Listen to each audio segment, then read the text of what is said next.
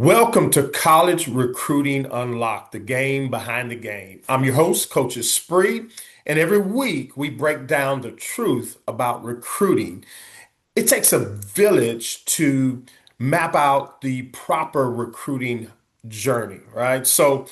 But today I want to talk to a special guest that we have on. It's going to talk about something that, you know, doesn't get talked about a lot, what's happening inside of our athlete. So if you've ever watched your kids struggle with confidence, just burnout or pressure to perform, today's episode is the one, right? So because my guest didn't just identify that problem, she built a movement to solve it.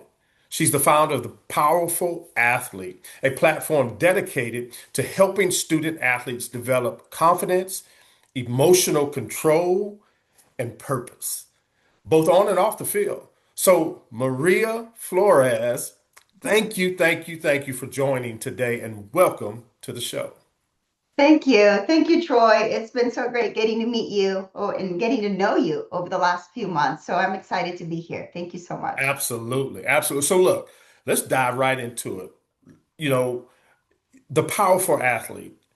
I want to go back a bit. You've got an incredible story, an incredible background, athlete, mom, and now a mentor to so many.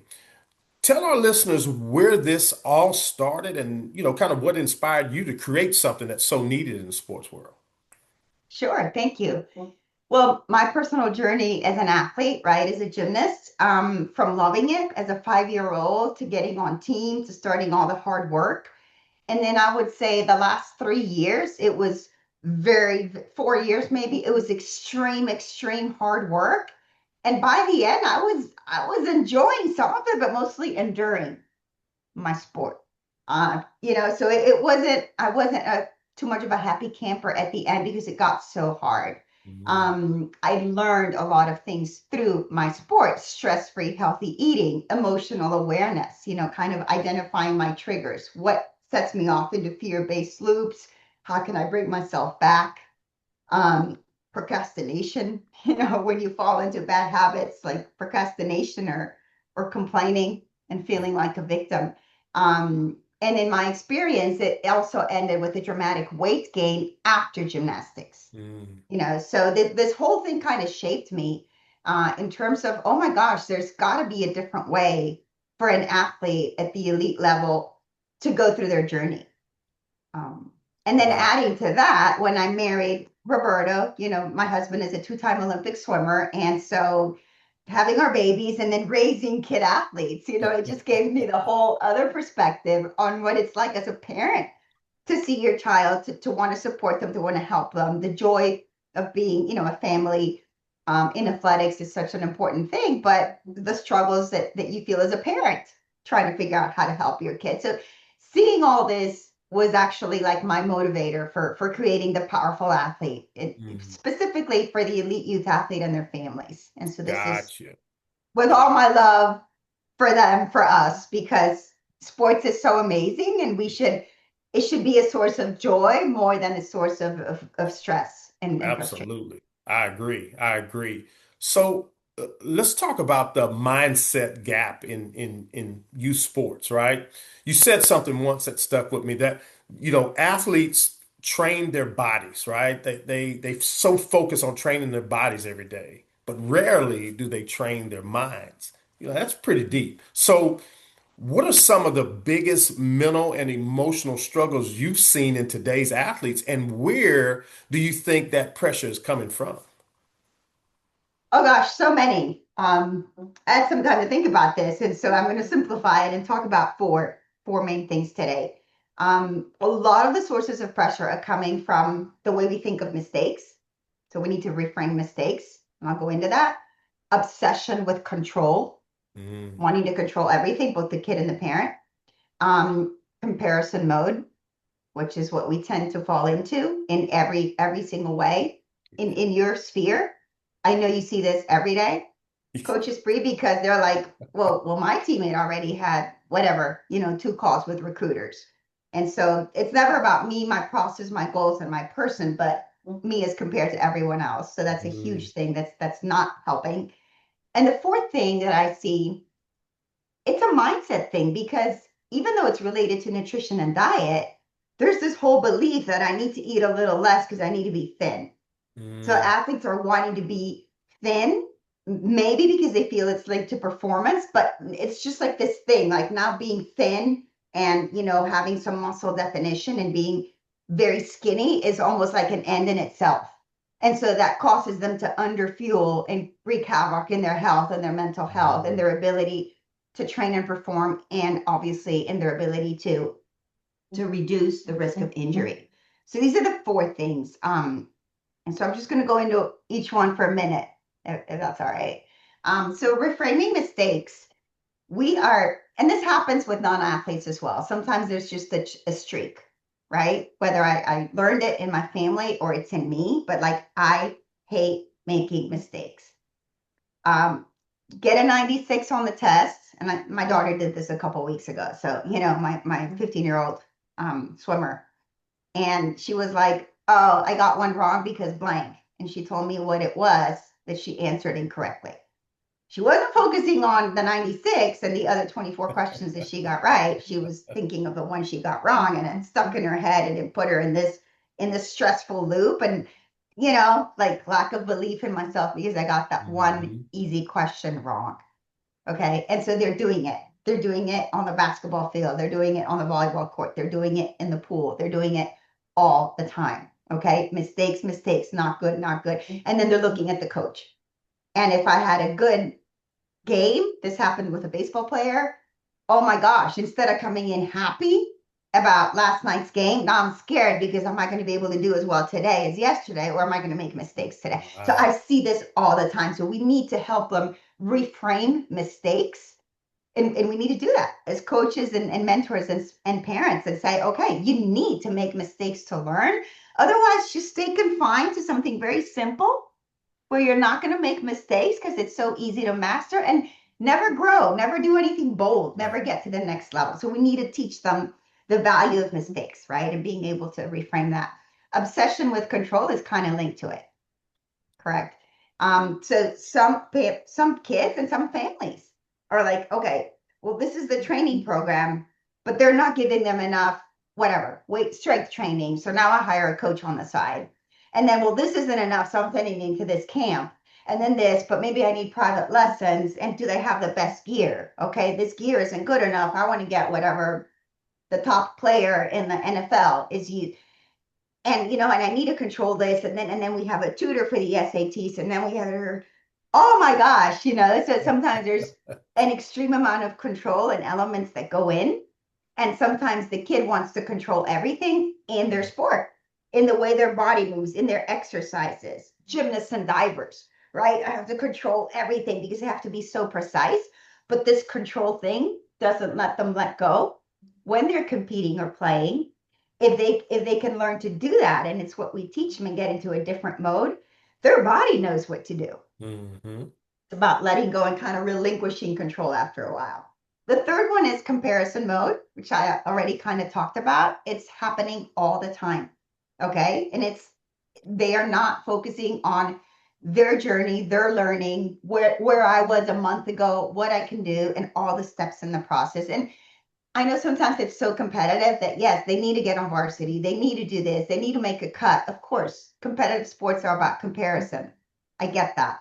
But when you take it to an extreme and you're not able to even celebrate some things that you're doing amazing, whether it's being a good teammate, whatever it is, working hard, learning a new skill, developing something, doing your drills that you hate really, really well, these are wins too. mm, Okay. And they shouldn't be comparing themselves only with results all the time to everyone else. And fourth is the eat less thing, which it could be a whole other topic, right? In our yeah. nutrition and body image, but they're not noticing how important it is to fuel. And so they're still focusing on, well, I'm eating enough, or I'm not hungry, or if I eat this, I'm going to gain fat here. And they're just like little mini adults that are scared about, gaining weight or looking fat or not fitting into their jeans. They're doing that as 13 and 14-year-olds. And that's terrible, right? This mindset is terrible for their strength, for their health, and for their performance. So those are four things that I identify as big things that when you're training your mind, these are areas where we need to train it and create a whole different reality.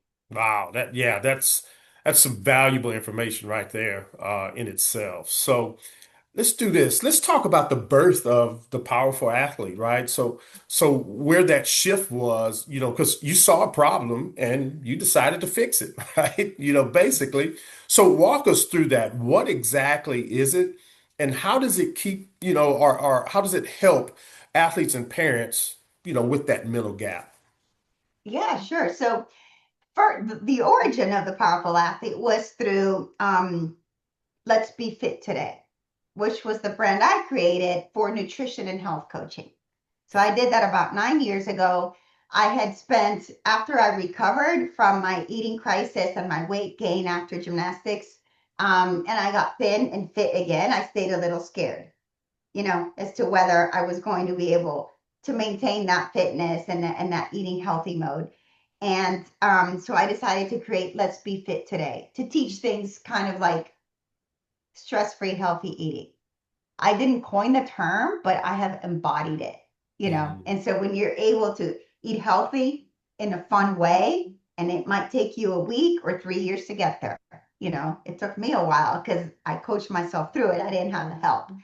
But that was a really, really important thing. So I decided eventually, after reading, helping, and coaching people, and after being a speaker, because with my Olympic background, I was sometimes invited to lecture and to give motivational speeches and presentations at companies and schools and universities. So I said, okay, I like this. I like the inspirational area. People really, really, really need nutrition. And that's when I got my health coaching certification and I started helping women, right? Women in mm. their 40s with their health, with their energy, with their fitness. And it was fun, but I kind of stumbled across my first athlete, and that was pretty fun. That was really amazing. And so I started supporting this young athlete, a football player, to get on varsity, I mean, he needed to improve his performance drastically. So we did. A lot of it was nutrition and a little bit of mindset. But Mm, I wasn't thinking of mindset yet. I was just thinking, the way we're having conversations and framing things, he's doing things differently to get better results. And then we're also linking that to his confidence and his mm. belief in himself. That was very natural for me, including the nutrition and the power and strength. But then I started working with more teenagers, and I was like, I love it. Yeah. I could see myself, the former athlete, struggling as a teenager with this. And then I could see the parents in this whole scenario trying to help them.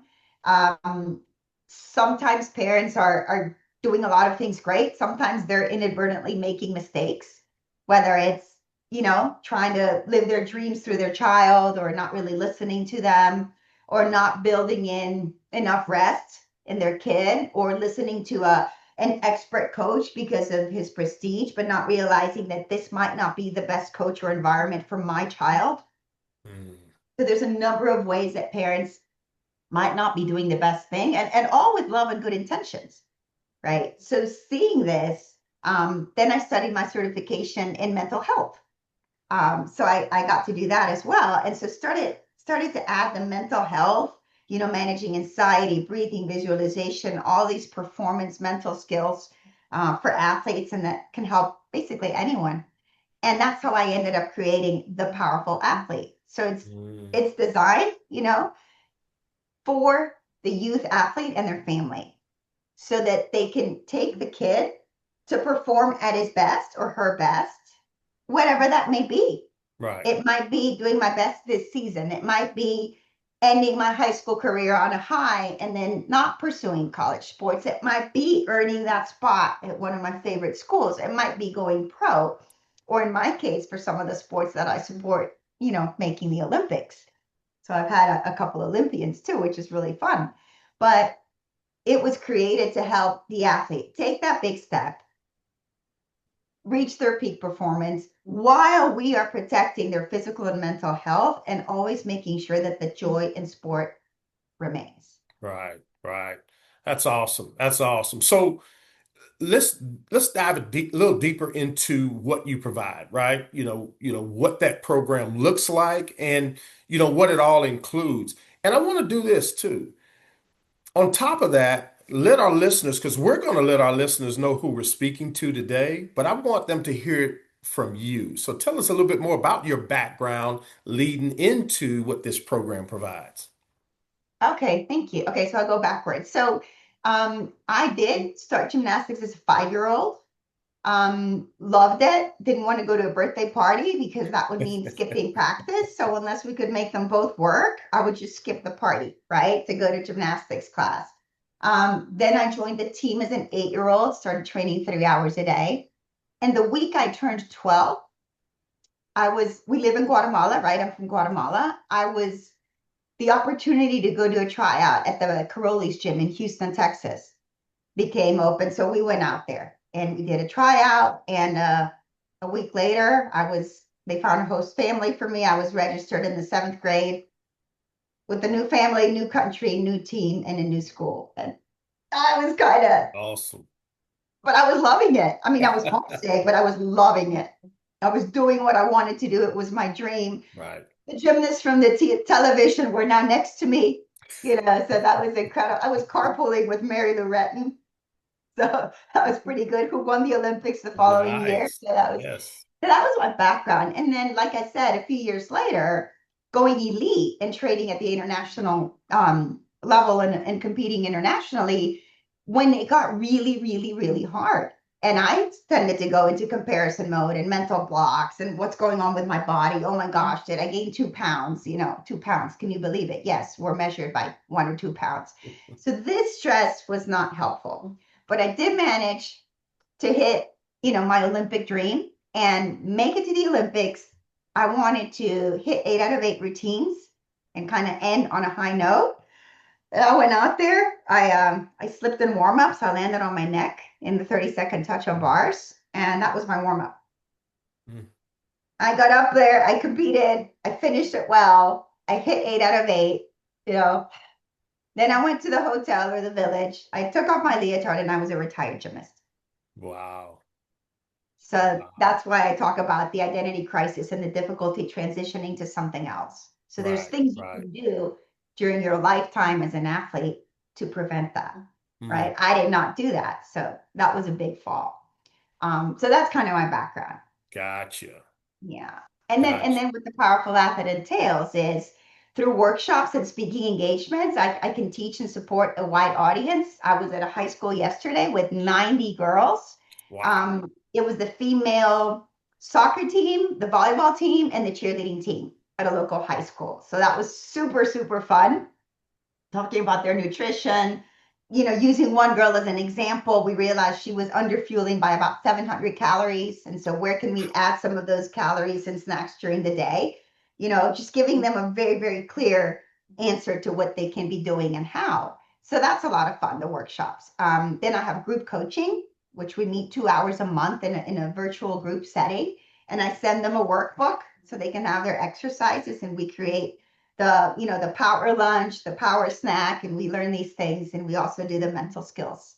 And Mm. then the one-on-one coaching, which is the deep dive. That's when these athletes need to hit a really big goal and create some really, really strong habits of excellence. So I get to coach them, usually meeting 3 times a month, and they have me on demand. It's like, coach on demand. So this is the athletes that are pursuing a very big change, and then they need a lot of support. So that's me walking that path with them, and it's such a privilege, Troy. That's awesome. That is awesome. That is awesome. So look, one thing I love about, your approach is not about perfection, right? It's about power through purpose, at the end of the day. So why do you think confidence is such a struggle for young athletes today? And, what's one thing parents can do differently to build that confidence in their kids? Yeah, yeah, of course. I think confidence is seen as something you need to step into and say, I'm confident, and kind of like use it as a mantra.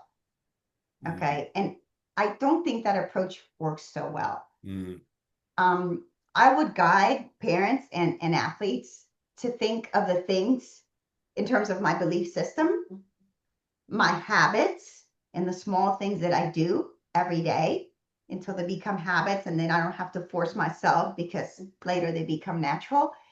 And focusing on the smaller things. What's the next best thing I can do? When you are eating better, are resting more, are putting the phone away at a decent time, have better time management skills, can get out of your head with this fatigue of am I gonna mess up? Am I gonna mess up? I can't believe I messed up. I'm gonna mess up in the next one too. When you have a different emotional awareness and emotional mastery, and you're doing things in a consistent way in your process, making sure you're enjoying bits and pieces of that process and being proud of what you're doing, Mhm. your results will be there. And when these habits come into play and you're feeling happier more than stressed and you're having better results, that will build confidence. Awesome. Confidence is the end result. Right, right, right. Yeah, that's awesome. That's absolutely awesome. And again, we just as parents and as athletes, we don't spend enough time with the mental side of things. And it plays so much more of a bigger part of what we do and our success, as a student athlete, because that student part is a whole nother weight on our shoulders, right? So Oh, yeah, yeah. so look, at this point, before we wrap up, what I normally do on all of our calls is I give some actionable recruiting tips, right? Some real takeaways that our listeners can take with them and possibly help them in their recruiting journey. So here's my three recruiting action tips for parents and athletes. Number one is control the controllable. Focus on your athletes' academics, communication, and consistency, not comparison, right? Focus on the things that you can support your athlete with in a beneficial way. Number two is build the brand early. Now, most families get this or misunderstand building of the brand, right? Build who you are through social media. Social media is here, it's not going anywhere, right? So you can't be afraid of it, especially as an athlete with today's NIL and things of that nature. Build who you are through your social media. It is your digital resume at the end of the day, right? So, number three is partner with experts. Recruiting takes a village, and especially in today's recruiting landscape, you don't have to try it alone. There's too many experts out there to help your athlete in every aspect of their growth and recruiting needs. So, those are my three tips for today's show. Big, big, big thank you. Big thank you to Maria, the owner and operator of the Powerful Athlete, and leading a movement that every athlete, every parent needs to hear about. All right. So, Maria, thank you. Thank you. Thank you Thank for you. joining today. Thank you, Troy. I love it. I love what you're doing. I am so appreciative of what you're doing as a mom of athletes. Your service and your love for athletes and their families is just so Uh, wonderful. Thank I you. appreciate that. I really do. I really appreciate that. So now remember, listeners, success in recruiting does not just come from exposure alone. It comes from mental preparation and ultimate belief, right? This has been College Recruiting Unlocked, the game behind the game. I'm Coach Spree. Stay confident, stay focused, and always, always give your best. Peace.